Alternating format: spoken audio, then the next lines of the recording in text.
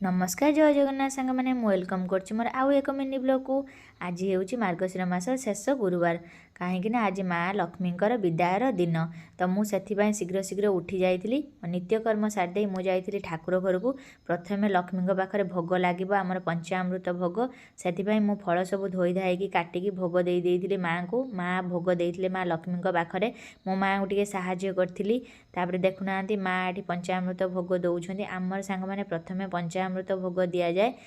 तापर आम सेकेंड भोग किसी समय पर दि जाए तापर आम सासू बो चा करके पीलु प्रीतिमा को मुझे डाकी सकाल स्कूल जावाई प्रीतिमा उठी सारापर खुआई देती खुआ दे सारापर ड्रेस पिंधे देती से स्कूल जावाई देखूँ से स्कूल जाऊँच कांदती पुणी तापर टे बुझेदे से स्कूल जाती प्रीतिमा स्कूल पलैला बेले मुझे टे अलता लगेवाई तो मु अलता लगौ लगू आम पाख घर खुड़ी जड़े आसते मुझे देखिली पादरे अलता लगे नथिले तो से मुझे डाकी अलता लगे देती तापर माँ लक्ष्मी द्वितीय भोग मु बनई एटा सांग मैंने आमर तोरण कहुए आपण मानकर कौन कहुए मत टे कमेंट करी कहिबे तापर भोग लगे सारापर स्वामी आनी मार्केट रु बिना पियाज रसुण पूरी तरकारी तो तांकर मोर मिसिकी खाइलु तापर मु जाइली दीपर रोषे प्रिपेरेसन करने